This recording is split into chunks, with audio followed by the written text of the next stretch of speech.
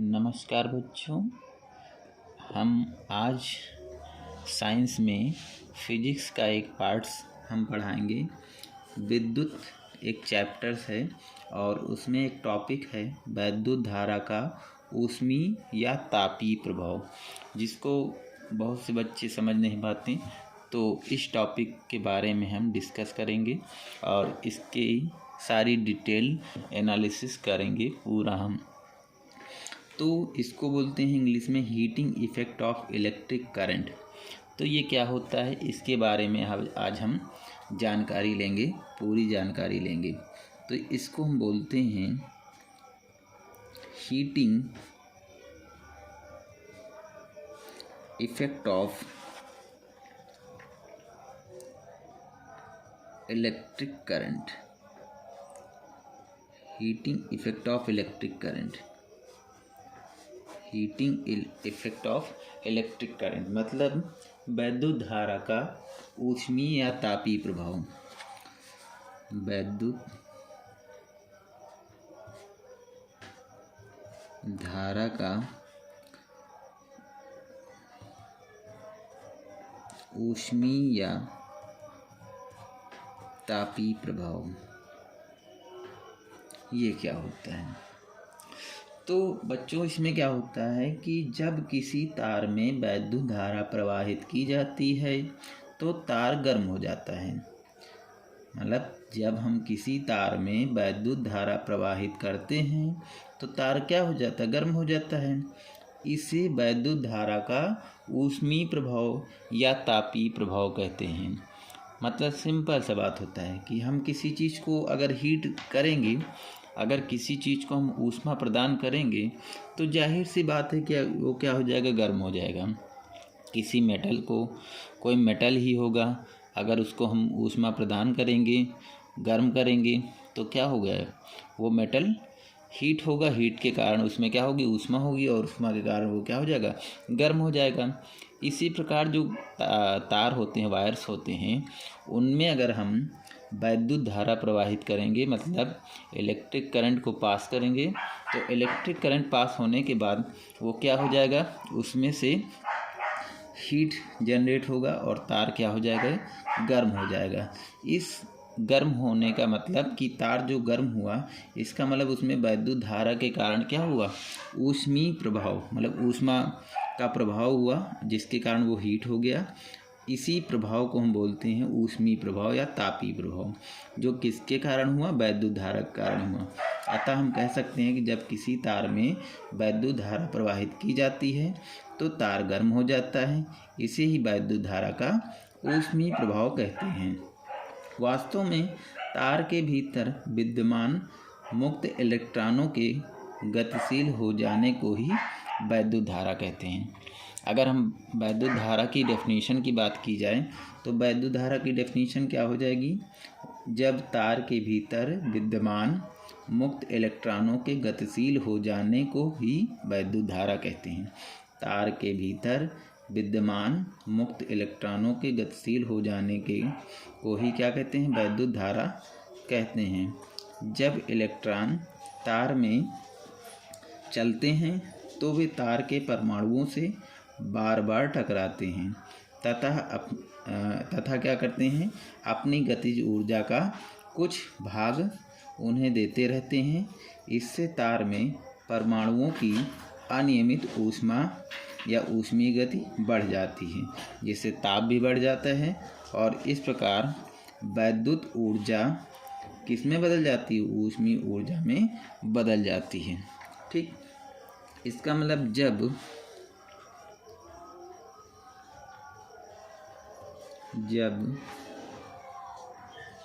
किसी तार में वैद्युत धारा, मतलब विद्युत धारा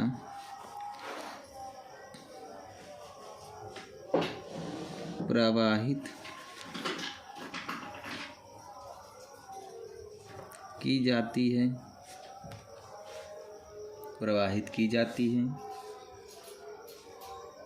तो क्या हो जाता है, तो तार गर्म हो जाता है, तार गर्म हो जाता है। इसे ही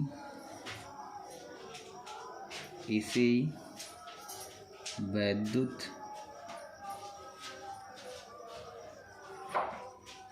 धारा का ऊष्मीय प्रभाव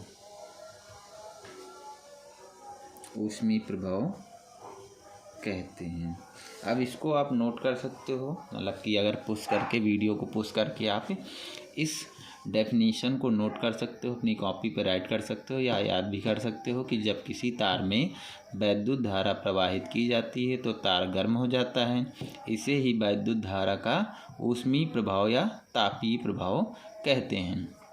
अब इसमें हम अगर बात की जाए चालक में उत्पन्न ऊष्मा की माप कितनी आएगी, तो ऊष्मा का मात्रक जो होता है वो कैलोरी में मेजर किया जाता है ना। और वैसे तो जो ऊष्मा का जो एसआई मात्रक जूल होता है, और जूल को हम कैलोरी में चेंज कर सकते हैं क्योंकि ऊर्जा का मात्रक जूल होता है। अब बात की जाती है कि जो किया गया कार्य होता है उसे ही हम कहते हैं, जो किया गया कार्य होता है उसको हम बोलते हैं, उसी को ऊर्जा बोलते हैं। किया गया कार्य ही क्या होता है, ऊर्जा होता है। और किए गए कार्य को हम लिखते हैं VIT है ना, मतलब W = हो जाता है VIT। ठीक, ये इसका मात्रक क्या हो जाएगा, जूल।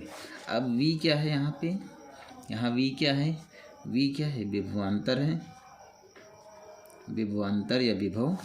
और I क्या है, करंट है, धारा है, विद्युत धारा है। और उसके बाद यहाँ पर T क्या है, समय है, समय है। अब इसी मान को हम डिफरेंट टाइप में चेंज कर सकते हैं। अब बात करते हैं जैसे इसको हमने लिखा, ये जो W लिखा, ये जो किया गया कार्य लिखा, अगर अब बात करें इसको जूल को हम कैलोरी में चेंज करें तो एक कैलोरी जो होता है वो 4.186 जूल का होता है। मतलब एक कैलोरी जो होता है, इसको शॉर्ट में भी लिख सकते हैं 4.2 जूल, लगभग मान में भी लिख सकते हैं। एक कैलोरी जो होता है वो एग्जैक्टली 4.186 होता है जूल के, लेकिन एक कैलोरी को हम कैलकुलेशन में आसानी से सॉल्व करने के लिए उसको हम लिख सकते हैं 4.2 जूल। अब बात करते हैं अगर एक जूल की, तो एक जूल की बात कितनी आ जाएगी, ये डिवाइड में चला जाएगा, 1/4.2 कैलोरी में हो जाएगा।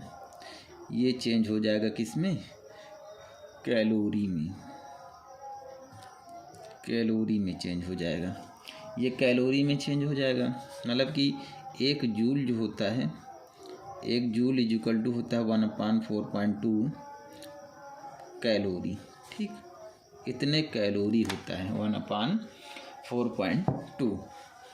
तो बात करते हैं, अगर हम ऊष्मा की बात कर रहे थे, तो जो ऊष्मा होती है वो किया गया कार्य होता है W, और इसको हमने निकाला था VIT। ठीक, तो W = हो गया VIT, यही ऊष्मा थी, ये किस में आया था, जूल में आया था। और इसको हम लिख सकते हैं H = VIT। दैट मीन्स अगर इसको हम कैलोरी में चेंज करें तो कैलोरी में क्या हो जाएगा, H = VIT divided by 4.2 calorie, इतने कैलोरी हो जाएगा। देख लो, एक जूल = कितना है, 1 जूल बराबर 1/4.2 कैलोरी का होता है, इसलिए 1/4.2 हो जाएगा, इससे डिवाइड हो जाएगा। इसी प्रकार हम और भी चेंज कर सकते हैं। अब हमें V = क्या होता है, V = होता है IR, V = IR, इसमें पुट कर दो। तो अगर पुट करेंगे तो H की वैल्यू क्या निकल आएगी, यहाँ पे V = IR रखो यहाँ पे, और I तो पहले से हाई है, और इंटू T और बटे 4.2, इसको सॉल्व करेंगे तो ये आ जाएगा I² हो जाएगा, इंटू R इंटू T बटे 4.2। तो ये फार्मूला बन गया हमारा I² R/T डिवाइडेड बाई 4.2। एक फार्मूला ये बन जाता है। अब यहाँ से दूसरा फार्मूला चेंज कर सकते हैं। H हमने निकाला VIT डिवाइडेड बाई 4.2। अब इसको हम देखो चेंज कर सकते हैं किस में, अब अदर फॉर्म में चेंज कर लीजिए इसको। I की वैल्यू यहाँ से निकाल लीजिए। I की वैल्यू क्या आ जाएगी, यहाँ से I की वैल्यू अगर निकालेंगे तो V/R हो जाएगा। I की वैल्यू क्या आ जाएगी, यहाँ पे V/R आ जाएगा। तो यहाँ पे रखिए I की वैल्यू V/R रख दीजिए और इंटू T और बटे 4.2। इसको सॉल्व कर लीजिए।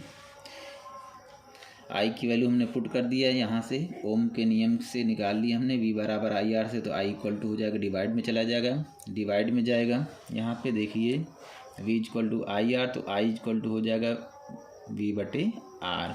यहाँ पे हमने वैल्यू पुट कर दिया, वैल्यू पुट किया तो ये आ गया V इंटू I की वैल्यू यहाँ पे रखा हमने V/R। I की वैल्यू V/R इंटू T और बटे 4.2। इसको सॉल्व किया तो V² हो गया और डिवाइडेड बाई R हो जाएगा और इंटू में T और बटे 4.2। इसका मतलब ये फार्मूला बन जाएगा V² T/R और बटे 4.2। तो ये फार्मूला बन जाएगा किसमें, कैलोरी में हो जाएगा। ये मान किस में आ जाएगा, कैलोरी में आ जाएगा। तो इस तरीके से हम वैल्यू निकाल सकते हैं। ये क्या है, इसको बोलते हैं heating effect of electric current. Thank you for watching.